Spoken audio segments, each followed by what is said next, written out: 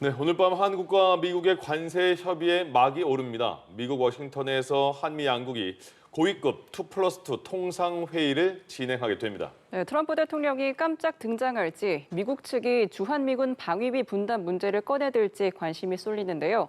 관련 내용 정철진 경제평론가와 전망해 보겠습니다. 안녕하십니까? 네, 안녕하십니까? 예. 네.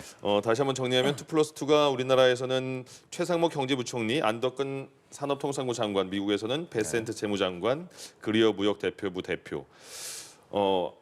이게 그러면 안덕근 장관은 협상이 아닌 협의다까지 언급을 하던데 오늘은 그러면 어떤 의미가 있는지 어떤 중요성이 있는 만남인 거예요? 네, 일단 협상과 협의의 차이를 먼저 정리해야 될 예. 것 같아요. 이제 협상, 협의, 영의를 좀 나눴었더라고요. 협상 같은 경우에는 일단 니고시에이션인데 우리는 니고시에이션은 아니라 컨설테이션, 협의다라고 이제 선을 건 게 첫 번째로 오늘로서 뭘 다 하려고 하진 않겠다라는 좀 우리의 시간 끌기 작전도 함께 녹아 있고요.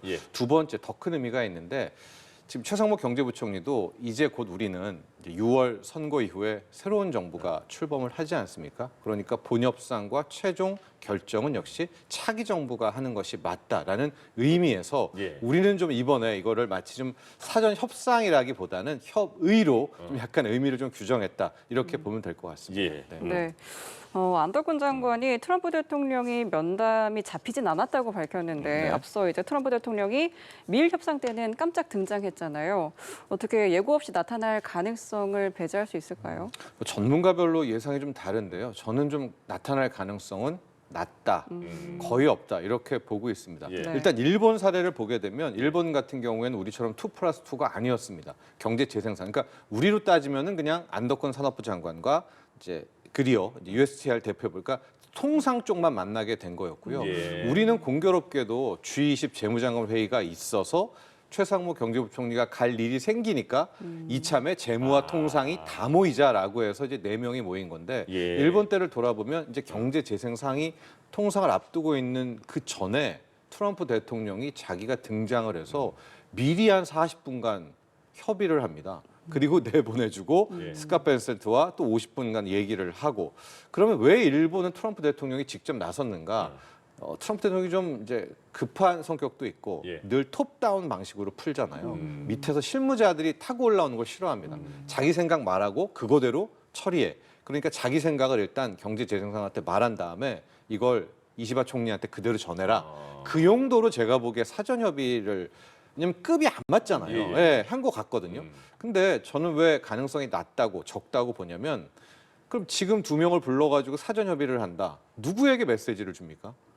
한덕수 대행한테 줘야 되는데 지금 한덕수 대행이랑 도장 찍을 건 아니지 않습니까? 그럼 굳이 트럼프 대통령이 그 2명과 최종 이제 전화할 사람은 선거 후에 나오는데 그렇게 미리 등장하지는 않을 것이다. 일본과는 좀 다를 것이다라고 저는 보고 있는데 만약에 등장했다. 그러면 조금 더 명확은 할 것 같아요. 아, 이 사람이 진짜 뭘 요구하는 건지는 직접 들을 수 있는 뭐 그런 장점은 있겠죠.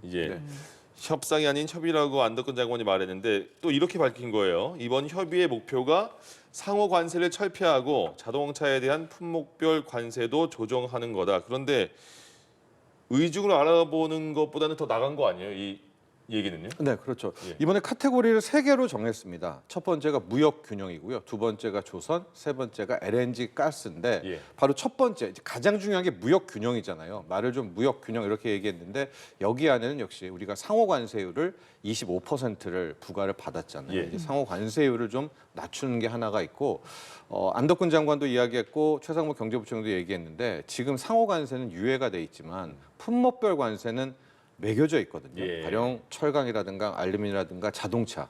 지금 우리에겐 자동차의 25% 관세가 너무나 치명적입니다. 그러니까 아마 이번에 사전 협의의 진짜 목표는 일단 자동차 쪽에서 이걸 좀 최대한 좀 깎아달라는 걸 어필하는 것이 이제 제1선이다라고 얘기를 했고 그거를 떠받치기 위해서 두 번째, 세 번째, 즉 조선과 LNG 가스가 있을 것 같아요. 조선은 우리가 도와줄 수 있는 부분이고 가스 같은 경우에도 뭐 가스를 사준다든가 LNG를 아니면 알래스카 가스 프로젝트가 있기 때문에 일단 우리는 계속해서 자동차 관세 어필을 하면서 그러면 그쪽은 막 요구할 거 아니에요. 이거 달라 저거 달라. 그걸 알아보는 이 정도 선이 되지 않을까 이렇게 그 보고 말이군요. 있습니다. 네. 예. 근데 방금 말씀하신 미국에서는 알래스카 LNG 프로젝트 참여해라 이런 게 네. 근데 그 몇몇 전문가분들의 얘기를 들어보니까 이 프로젝트 참여하는 거 굉장히 신중해야 된다. 이게 네. 지금 그 돈을 벌 수 있는 프로젝트가 아닐 수가 있다. 되게 따져봐야 된다 이렇게 말하던데 이건 도대체 어떤 상황인 거예요? 그렇죠. 이제 굴지의 회사, 뭐 엑소모빌 같은 예. 엑소모빌은 하나의 국가 정부 왕국 같은 곳이거든요. 이제 그런 것도 투입을 했는데도 이건 수지 타선이 안 맞는다라고 해서 다 포기했던 그런 예. 사업이고요. 여러분도 잘 아시겠지만 이제 알래스카 LN 지역에 북부 지역에 가스가 있는데 그거를 일단 캐서 나르지 못하잖아요. 네. 그러니까 쭉 타고 오는 남부 앵커리지까지 관으로 그거를 다 빼와야 돼요. 그다음에 그 항구에서 그걸 받아다가 이제 LNG를 전 세계로 수출하게 되는 그 작업인데 예. 그 관, 북쪽에서부터 남쪽까지 뚫는 그 관 사업인데요. 이게 지금 최소 예산이 60조입니다. 예. 근데 미국이 요구하는 건 이걸 일본과 우리가 해라. 그러니까요. 그러니까 이 두 국가가 하고 그거에 대해서 LNG에 뭐 나중에 나온 거를 쉐어해라라는 이제 이런 요구를 하고 있는데 일본 때도 분명 알래스카 LNG 가스 프로젝트 언급했거든요. 이번에도 아마 언급을 할 것 같은데요. 저는 차라리 매도 이 부분은 먼저 맞는다는 것이 예. 진짜 이걸 어떻게 하라는 건지 좀 들어봤으면 좋겠어요. 확실하게. 이걸 정말 우리와 일본 둘이 우리나라와 일본 돈으로 하고 왜냐하면 이게 장기 프로젝트인데다가 예. 성공 여부도 솔직히 이게 불확실하죠. 네. 그런 것들, 그러니까 그런 알래스카 가스 프로젝트에 대해서도 정말 미국 측의 요구를 또 알아볼 수 있는 첫 번째 자리 아닙니까? 예. 그런 의미도 찾을 수 있을 것 같아요. 그러네요. 예. 네, 환율 문제도 나올 수 있다라는 네. 전망이 나오고 있는데 최근 트럼프 대통령이 무역 적자를 심화시키는 대표적인 비관세 불공정 행위로 환율 조작을 가장 먼저 언급을 네. 했습니다. 그렇기 때문에 이 환율 문제를 지렛대로 삼아서 우리나라를 압박할 수도 있다라는 분석도 나오던데요. 네. 그 이틀 전 밤이었었나요? 이제 폭풍 또 트윗 막 하면서 SNS에 갑자기 8가지의 트럼프 대통령이 비관세가 무역 장벽이 있다라고 하면서 뭐 환율 등등 쭉쭉 얘기했었고 8개 중에 첫 번째가 바로 이 환율이었었는데 실은 이제 원화 약세에 대한 부분인데요.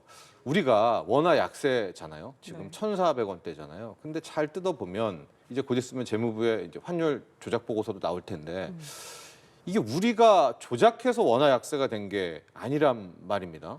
우리는 예. 강세가 되고 싶어도 지금 예. 우리 문제 때문에 약세가 된 거지 네. 이게 우리가 일부러 약세가 되고 싶어서 약세가 된 것은 아니거든요. 예. 게다가 우리는 이 환을 방어하려고 노력도 했었고 그런데도 원화 약세를 문제로 삼는다. 이것은 솔직히 제가 보기엔 좀 너무나 불공정하고 이걸 가지고도 미국이 트집을 잡는다라고 한다면 글쎄요. 우리와 중국이 하는 행태는 좀 다르거든요. 예. 중국이 위안화 평가 절하를 의도적으로 만드는 건 상당 부분 좀 인민은행이 의도화된 측면이 있지만 우리의 원화 약세는 노력해서 이 정도로 막은 거거든요. 예. 예, 우리의 외환 보유고가 줄은 점도 있고 그래서 아마 그런 걸 가지고 문제 삼는다면 최대한 좀 특히 최상무 경제부총리가 이 외환 쪽은 전문가 아닙니까? 아마 충분히 설명을 할 수 있을 것이다 이렇게 보고 있습니다. 예. 네. 안덕근 장관이 방위비는 이번 의제가 아니다 이렇게 언급을 했는데 근데 네. 이게 우리 생각은 그렇더라도 미국에서는 불쑥 꺼낼 수 있지 않을까 이런 얘기가 나오고 있는 거예요. 왜냐하면 우리는 이번에 그래서 뭐 8개 부처에서 60명 넘게 같이 갔다고 하는데 거기에 방위비 관련 관계자는 빠졌다고 하던데 네. 근데 여기서 갔는데 우리는 그렇게 방위비는 의제가 아닙니다 했는데도 불구하고 미국 측에서 방위비를 그 테이블에 올려놓을 수도 있지 않나 싶은데요. 100% 올려놓을 것 같습니다. 그렇겠죠. 네, 일본도 무조건 앉자마자 방위비 얘기하고 이제 그 다음에 알래스카 가스 LNG 얘기를 했거든요. 예. 똑같은 패턴일 것 같고 미국이 우리를 압박하는 건 역시 또 방위비겠죠. 예. 뭐 10조 이상, 10배 이상을 이제 요구를 하는 그걸로 아마 우리를 압박하고 그 돈을 깎아줄 테니까 그걸 가지고 뭐 알래스카 네. 그거 가지고 뭐 아니면 뭐 가스를 사준다든가 아니면 여러 가지를 이제 지렛대를 삼게 될 텐데요. 예. 우리도 좀 준비를 한 것 같은 게 아예 이번 협상팀에 국방 쪽의 이 전문가를 아예 그냥 안 데리고 갔습니다. 네, 그러니까 대응 전략이 대응 전략이 제 생각입니다. 아. 왜냐면 말해줄 사람도 그럴 수 없다. 있군요. 우리는 지금 통상 회의를 하러 왔는데 여기에 왜 안보비 가지고 하느냐 좀 모르쇠 전략으로 일관을 해야 될 것 같은데 미국 측은 아마 100% 예. 이 방위비를 가지고 이제 압박을 하게 될 것 같고 지금 10조 이상 드는 거를 너네가 1조에 해 예. 그런 걸 가지고 우리를 계속 좀 몰아붙이지 않을까라고 생각은 하고 이 부분이 있습니다. 중요한 포인트일 수 있겠네요. 예. 네, 이런 가운데 트럼프 대통령이 2, 3주 안에 관세율을 새로 정할 것이다. 중국도 포함될 수 있다라고 말했습니다. 지금 중국에 대한 트럼프 대통령이 원래 좀 강경했던 제스처가 좀 미묘하게 바뀌고 있다라고 보이는데 어떤 이유일까요? 미묘함 그 이상이죠. 상당 부분 후퇴를 하고 있습니다. 그렇게 된 이유 중에 하나는 또 트럼프 일기와는 다르게 2기 때가 중국의 자세가 너무나 강경하고요. 어제 나온 그 중국의 입장도 좀 보면 오히려 이제 트럼프가 늘 괴롭히다가 공을 상대방한테 주잖아요. 네. 나는 널 좋아했어 이러면서 다시 주고 예? 그 수법을 또 해서 중국 괴롭히다가 아니다 중국은 이제 뭐 내 친구 얘기한 다음에 관세율을 깎아줄 수가 있는데 이건 중국 할 탓이야 했더니 어제 중국이 우리도 협상하고 싶다. 근데 미국 할 탓이다라고 해서 공을 또 다시 미국으로 던져버렸었거든요. 그러니까 이제 오늘 아침에 나온 얘기가 2, 3주 내에 중국을 뭐 타결할 것이라고 얘기했는데요. 여기엔 여러 가지 뜻이 있는 것이 지금 90일 동안 상호관세 유예잖아요. 예.